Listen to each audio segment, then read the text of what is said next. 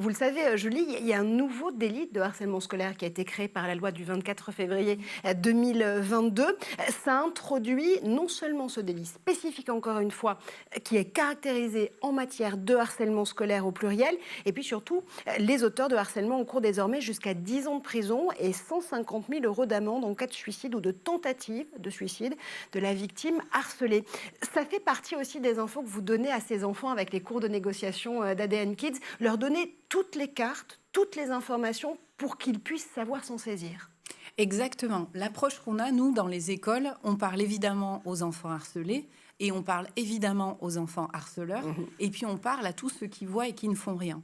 Et dans l'approche de nos ateliers, on en a 5 construits autour de compétences psychosociales clés, empathie, écoute active, assertivité. Donc, c'est des compétences dites fondamentales qui permettent d'amorcer ce mécanisme-là. C'est-à-dire, par l'empathie, je comprends ce que peut vivre l'autre.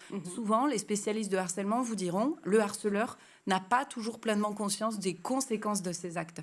En travaillant sur l'empathie, en les faisant identifier, comprendre les mécanismes émotionnels qui se jouent chez eux et chez les autres, ça donne une clé de lecture.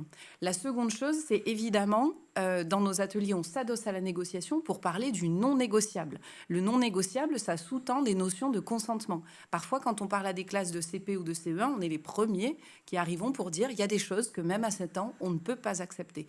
Tel comportement, pour faire écho à ce que disait Jean-Philippe, les insultes, des situations qui vont te mettre mal à l'aise, il n'y a pas de raison. Ça, c'est très important de les supporter et de les garder sur soi. Le prochain atelier, c'est ce que je disais tout à l'heure, c'est sur la confiance et l'estime. Parce que des débordements émotionnels, quand on a 8 ans, 12 ans, 15 ans, on en vit tous. On n'a pas forcément les clés. Et puis surtout, on intériorise. Et puis quand on est un enfant, on switch de réalité. Souvent, les enfants harcelés, les parents nous disent « mais c'est terrible parce que j'ai rien vu ». Parce qu'un enfant qui se fait harceler, c'est pas la première chose dont il va vous parler. En travaillant sur l'estime de soi, en travaillant sur la compréhension des mécanismes émotionnels qui se jouent, on encourage aussi la verbalisation pour venir dire « il s'est passé ça ». Et je trouve l'application remarquable parce que à la fois, ça donne un support pour le dialogue et la discussion. Et la deuxième chose, c'est que ça permet également de se réapproprier ce moment-là sans les biais émotionnels qui vont biaiser la situation qu'on peut vivre.